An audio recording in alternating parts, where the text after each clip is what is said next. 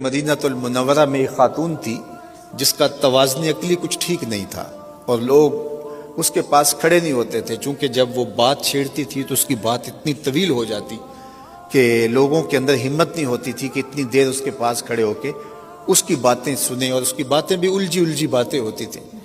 ایک دن حضور مسجد نبوی میں تشریف فرما تھے تو اس نے اشارے سے حضور کو بلایا، اس کی بات سننے کے لیے حضور دروازے پہ آ گئے۔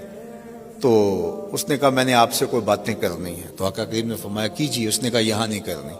کہاں کرنی ہے؟ کہا باہر آئیے، میں وہاں آپ سے کوئی بات کرنی۔ کڑکتی دھوپ، چلاتا ہوا عرب کا موسم، اور اس نے آقا کریم کو دھوپ میں کھڑا کر لیا اور اپنی گفتگو جس طرح کی بھی اس کی تھی سنانے لگی، اور حضور پوری توجہ سے انہماک سے اس کی گفتگو سن رہے ہیں، اور وہ ہے کہ اس کی گفتگو ختم ہی نہیں ہو رہی۔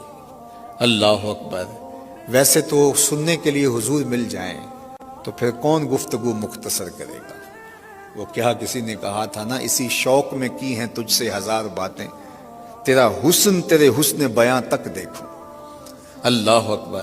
تو وہ حضور سے باتیں کیے جا رہی اور حضور اس کی باتیں کان لگا کے سن رہے ہیں۔ صحابہ کو غصہ بڑا آ رہا ہے اس عورت پہ، لیکن کہہ کچھ نہیں سکتے کہ حضور خود انہماک سے سن رہے ہیں۔ کافی دیر جب اپنی ساری باتیں جو اس کے دل میں تھی سنا کر کے واپس جانے لگی تو غالباً حضرت عمر نے کہا کہ حضور اس کا توازن عقلی ٹھیک نہیں، پورا مدینہ جانتا ہے، لوگ اس کو دیکھ کے راستہ بدل لیتے ہیں، آپ کا قیمتی وقت اور نازک بدن اور یہ چلاتی ہوئی دھوپ اور کار نبوت کی اہم ذمہ داریاں، اور آپ ایسی ویسی عورتوں کی باتیں کیوں سنتے ہیں؟ اس کی تو کوئی بات سننے کے لیے تیار نہیں۔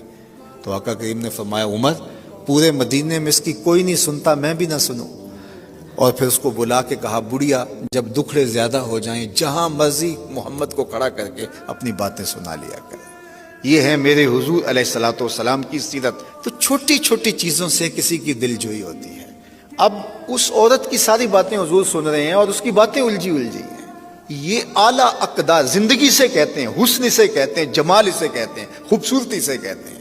آپ اور میں کس کو خوبصورتی کہتے ہیں؟ ان چیزوں کا نام سیرت ہے، ان چیزوں کا نام کردار ہے۔ لوگوں کی دل جوئی کرنا، شکستہ دلوں کو جوڑنا، لوگوں کی ضروریات کا خیال رکھنا، کسی کا دکھڑا سن لینا۔ تمہارا کندھا اگر کسی کو رونے کے لیے دستیاب ہو جائے، کوئی تمہارے کندھے پہ سر رکھ کے رو کے اپنی بڑھاس نکال لے، تو اس سے اور کیا بہتر مصرف اس کندھے کا ہو سکتا ہے؟ لیکن تم نہ کسی کا درد سن سکو، نہ کسی کے پاس بیٹھ سکو، ہر وقت نشے کے اندر گھومتے رہو۔ یہ زندگی نہیں ہے، زندگی خود غرضی کا نام نہیں ہے، زندگی اوروں کے لیے جینے کا